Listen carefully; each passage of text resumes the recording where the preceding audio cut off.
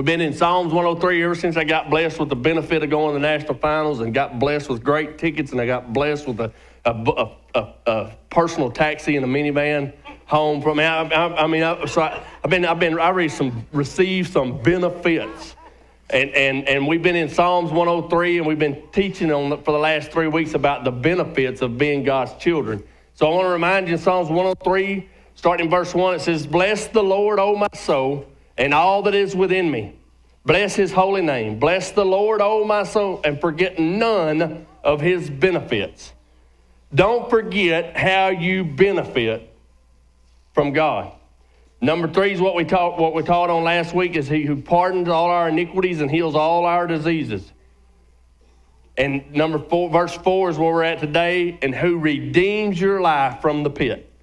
He redeems your life. Now remember last week, we talked about he pardons your iniquities, and your iniquities was your inner motivations, your internal motivations that causes you to do outward motions. So today, we really last week we got the clarity between an iniquity and a transgression. Transgression is the outward stepping over of the boundaries.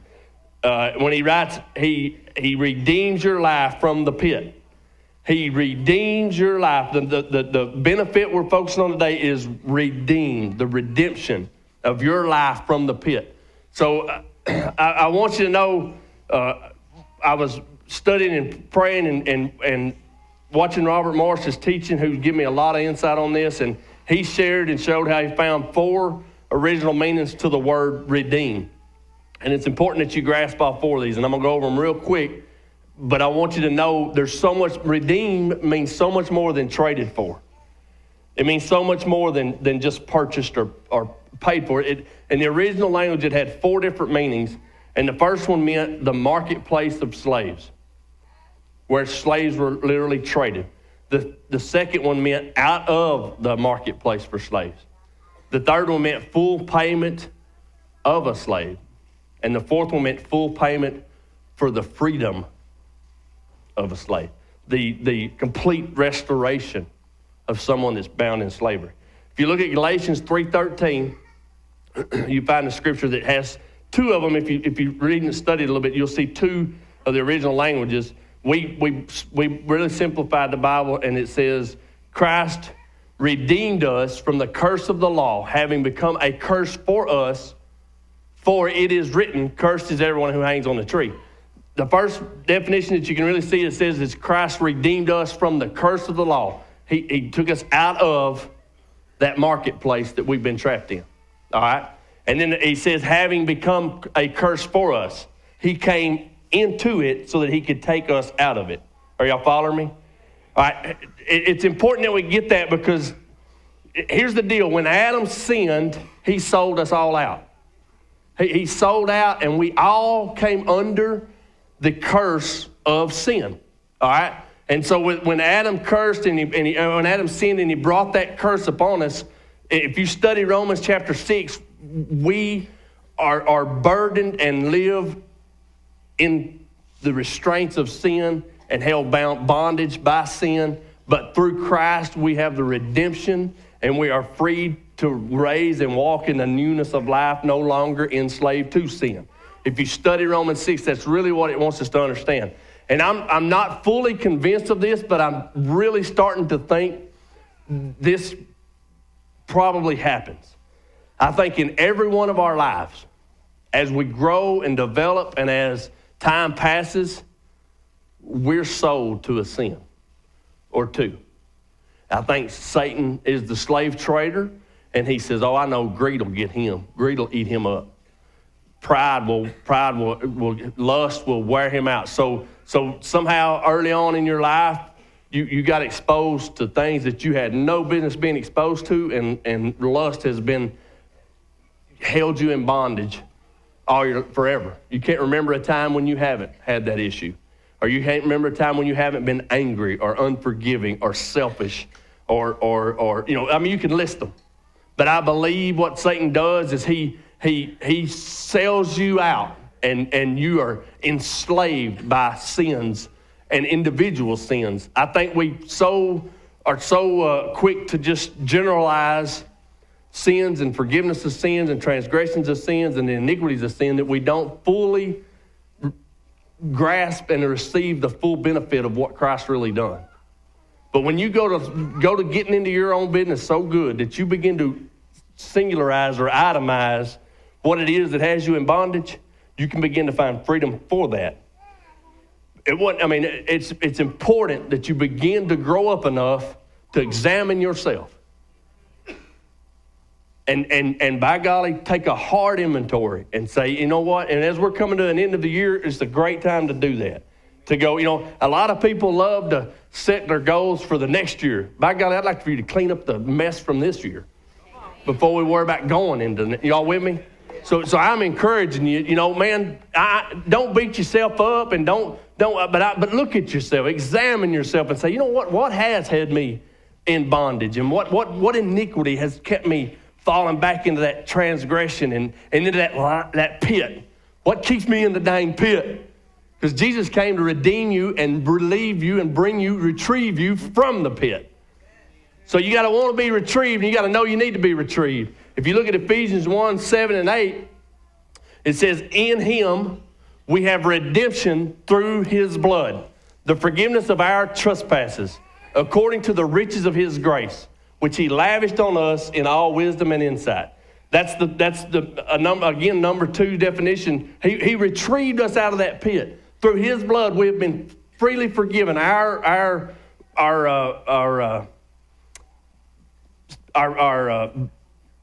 account has been balanced because he paid it off in full. He paid for us in full. When you really just be honest with us, and we're honest with each other, slavery is not something we rarely ever want to talk about, do we? We don't ever want to bring up slavery. We don't ever want to talk about the hideous ugliness, the travesty. It's probably the most, I don't know the right word, disgusting things humankind has done to humankind.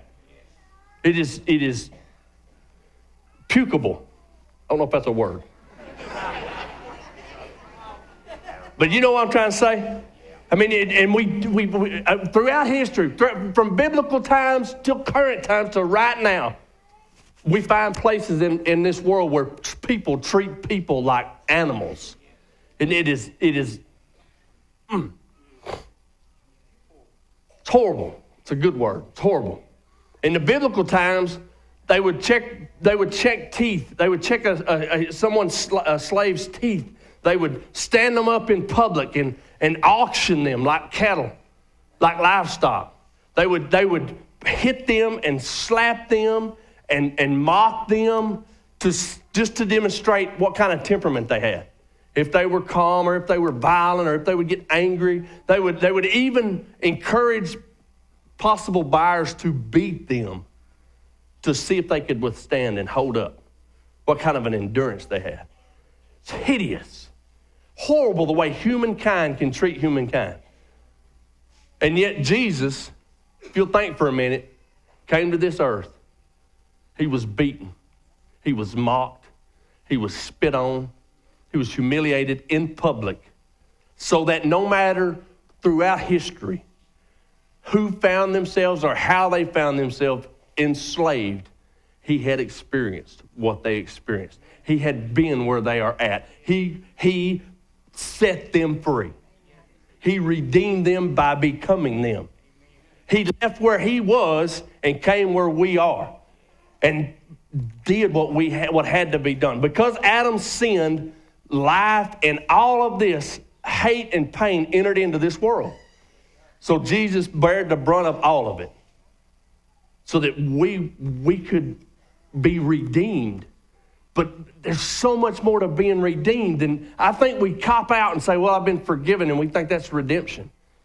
There's so much more. There's so many layers. There's so much to being redeemed. And hopefully we can get it.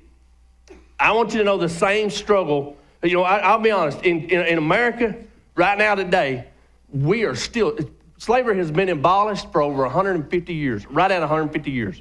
If my history serves me right, Next year, 2015, will be 150 years. Now, I know Abraham Lincoln proclaimed it in 1863, but it never went into effect till 1865. So 150 years ago, it was taken out of our nation. How many of you are foolish enough to think we still don't struggle with the prejudice and with the struggles of what slavery did in our own country 150 years ago? That's why that tells you how damaging it is. For 150 years, listen to me. How many years ago did Jesus die on the cross so that we could be redeemed and no longer be slaves? 2010-ish, right? 2001-ish now, years ago. If my math's really off, ain't it? He would have been 13. Yeah, anyway, a long time ago, he abolished slavery. But Christians every day still deal with the struggles and the prejudices of slavery and enslavement. Because we have all been slaves, guys. We have all been slaves. Some of us are slaves today. But redemption says you're a slave no longer. Redemption says you have been redeemed, not forgiven, not paid for, but completely restored, redeemed from that life, redeemed from that entrapment.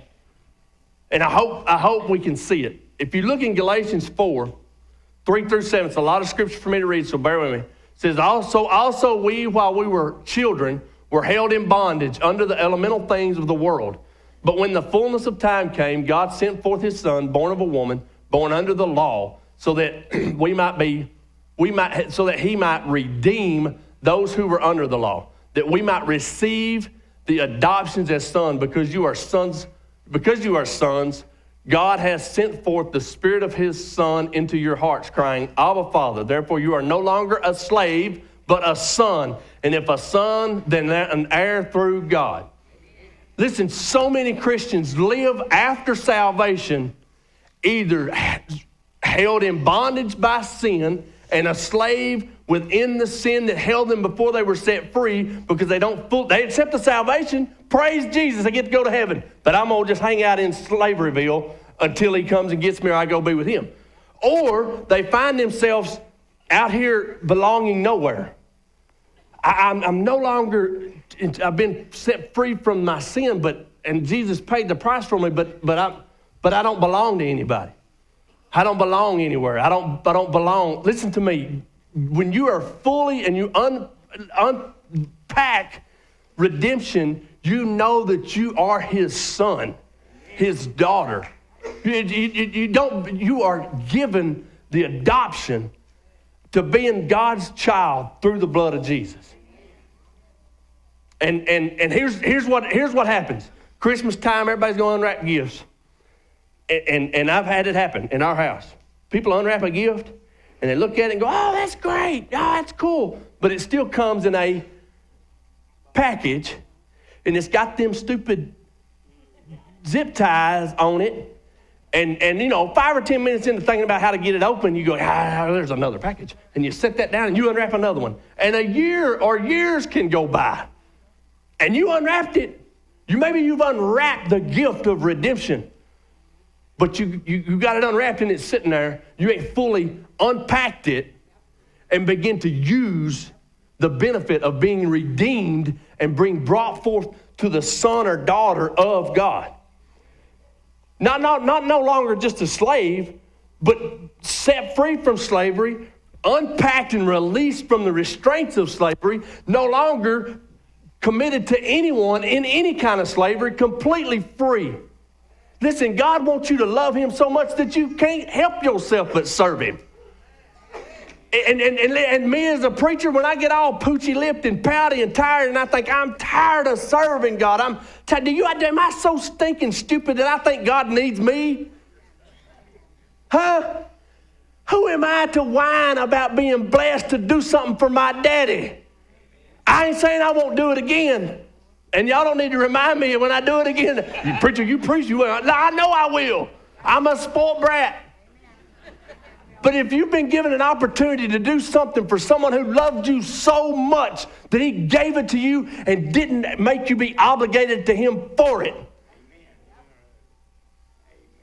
when you truly unpack the redemption that he gave you, you can't help yourself but want to do something for him.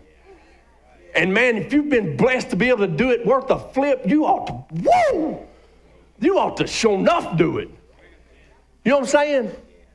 So I just want us to grasp the fact that he paid for us. He did. He redeemed us, but he didn't just redeem us from being in the trade of slavery. And you know what? I've been traded several times by slaves, by slave owners. I've traded for money. I was convinced I would be a millionaire before I was 30. And by golly, I was determined. Wrong answer, Jack. So I got traded. In the process of trying to achieve that, I got traded from that to a workaholic. And then in the process of that, I got traded from workaholic and being a slave to work and a slave to accomplishing and a slave to getting it done my way. I became a slave to drugs and addict. And you're following me? And in the middle of that, I got traded again and became a slave to pornography and a slave to lust of the flesh. I mean, listen, I've been well traded. But I have been fully redeemed. Fully. I am no longer trapped. I'm not even a slave to him because he loved me so much, he redeemed me for complete freedom. I get to serve him. I get to preach. I get to proclaim. I get to serve. It's not a got to, I get to. But you don't get that unless you get this. If you go from here to here, you will serve him out of a got-to attitude instead of a get-to attitude because you didn't unpack the full redemption, the full benefit of being his son. Just wake up and say, hey, Dad, woo! It's good to be your child again today.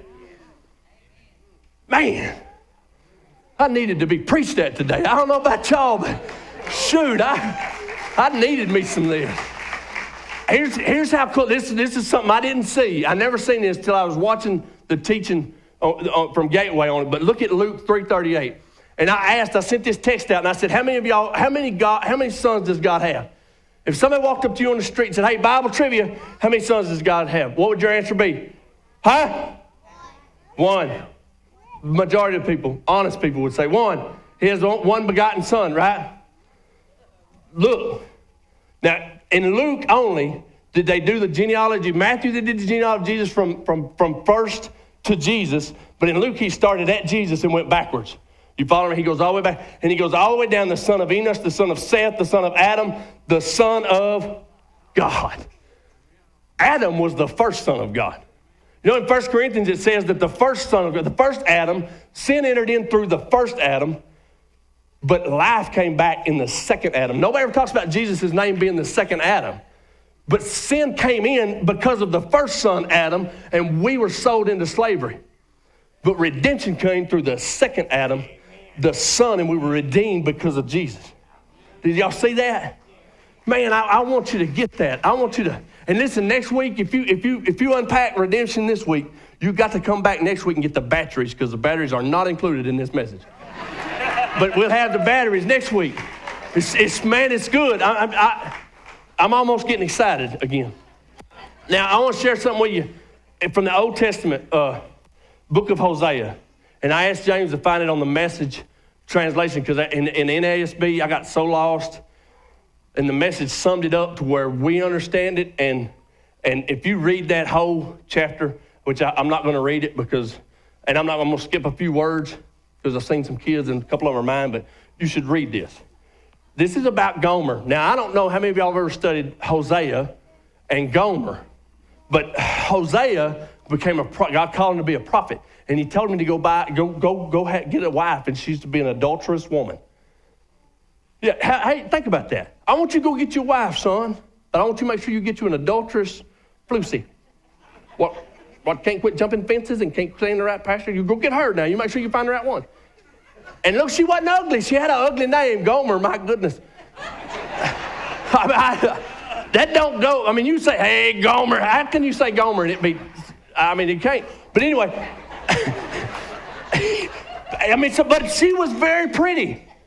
She was very attractive. And it says, then God ordered, listen, this is what happened. He went and got her. They got married, had 3 kids, and I didn't even get into what they named the kids. God told them what to name his kids. Oh, my goodness. Then you know what she did? She got slim and trim again, got rid of that baby fat. She booked it. She went back to committing adultery. Left him with 3 kids. You picked a fine time to leave me, Lucille. Gomer. All right? Now listen, this is what happens. God goes to Hosea again and says, God ordered me to start all over. Love your wife again. Your wife who's in bed with her latest boyfriend, your cheating wife, love her the way God loved the Israelite people. Even as they flirt and party with every god that takes their fancy. I did it. This is Hosea's answer. I did it. I paid good money to get her back. It cost me the price of a slave. And then I told her, from now on, you're living with me. No more, no more sleeping around. You're living with me, and I am living with you. That is complete redemption. Now, the story goes, this is what happened. She left Hosea for a guy. Commits adultery, and that road of adultery leads her eventually back into the slavery of prostitution. So man after man would come to the marketplace and would buy her, and he would take her, and he would use her until she wasn't usable for him, and he would bring her back and resell her, and someone else would buy her. And when she was to the point where no man would buy her, God told Hosea to go back, and from the back of the room, Hosea said, I'm in.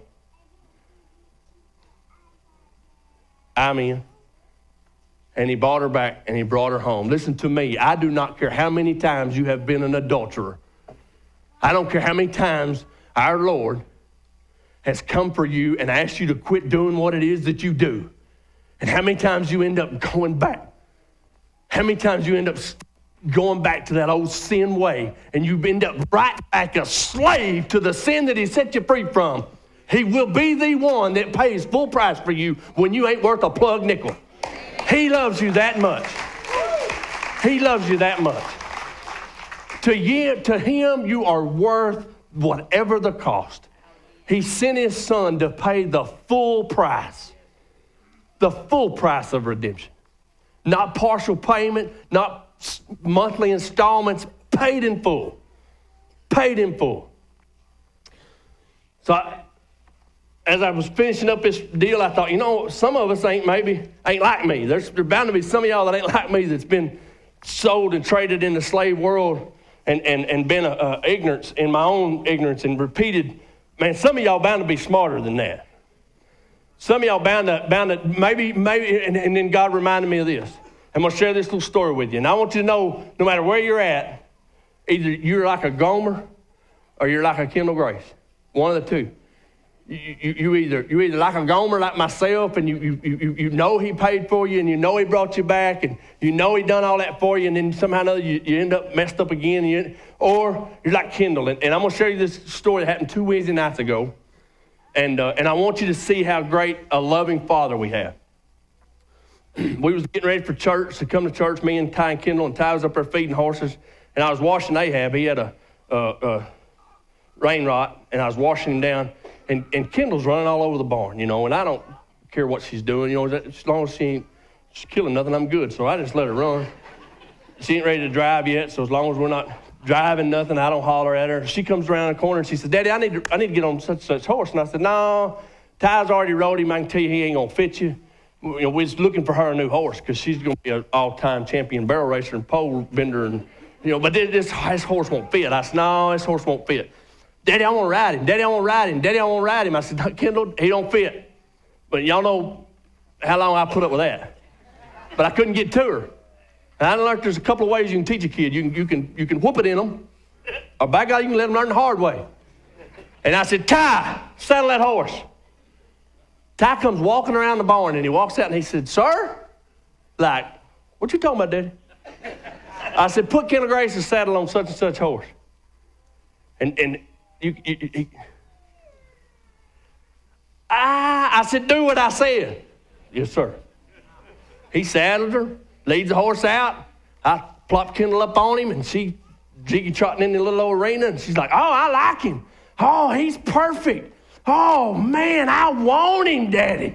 He's great. And I said, Kendall, he ain't going to work for you. She didn't listen to me. I said, Kendall, he's just not right. I'm warning you, he's just not right. She didn't pay no attention, didn't believe me. She kept wanting to go faster and wanting to go faster. And I said, Kendall, babe, I mean, I don't think it's a good idea. She wanted to push the limit. So you know what I said? And she rounded barrel 3. I said, give him his head, babe. See what he'll do. Boom, that son unswallowed his head, hit 3 licks and lost her. She landed about the 4th row. Whack, flat of her back. I'd broke and run. I knew it was going to happen. And I hear Ty, as I break and run, he goes, I knew it. And this son is mad all over. I mean, I look back at him, and this son is like, oh. Well, I go just till I see her stand up. When I see her stood up, you know, if a kid can stand up, they all right. They really ain't hurt. And she stood up, and she, they were this big, looking straight at me. And I stopped. I'm just looking at her. And then she goes,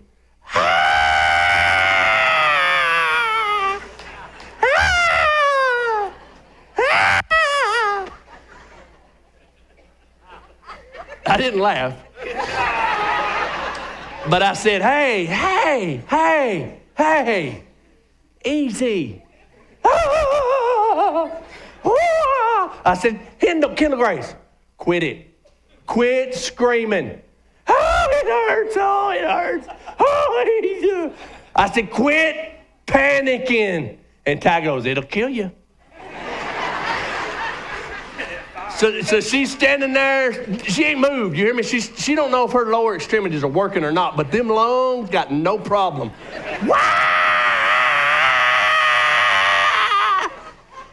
And Ty catches the little pony and he looks at me and he says, you gonna go get her? I said, I'll make her walk. We had a little quick discussion. I said, come to me. And she says, no, Daddy, you come to me. I said, come to me. And she said, no, Daddy, you come to me. So y'all know what I did, being hard and tough like I am? Shoot, I don't know where to scoop that baby up. I said, come on, it's all right. It's all right. I don't like that horse. That horse is stupid. That horse is soft. I said, he sure is. He sure is. He sure is. Listen, maybe you're just like Kendall. Maybe God has told you repeatedly, this ain't a good choice. It's not right. It ain't gonna fit. You ought not. You better go easy. And you're like, no, I got to go, God. You just don't understand. Look, I pray he says, okay, give him her head and let her go. Whack! And you just hit flat of your back, can't catch your breath, scares the life out of you. But I really pray you do what Kendall did. And get up and look to your daddy. Stick your hands out. Look at what Luke says. This is an image of who our God really is. Our God is not like me. He's not like my daddy was. He's not like your daddy probably was. He didn't say, suck it up, boy, don't be a wimp. He didn't tell Kendall not one time, I told you so. You better learn to listen to me. You know what God does? In Luke, he says, the prodigal son is coming back. The daddy got up. The prodigal son got up, came to his father. But while he was still a long way off, his father saw him and he felt compassion for him. And he ran and he embraced him and he kissed him. He never once said, you come to me. He's not like me. And he's probably not at all like you. However, we need to become more like him. When he was a long way off, his daddy seen him and he said, hey, that's my boy. Look at me. Listen now, quit trying to dig in deeper and bow your neck and try harder. Quit trying to just dig in and hold on and just start looking up and reaching up. Because he loves you so much, he will come and redeem you. He will come and sweep you up and put you in his arms and carry you. He will.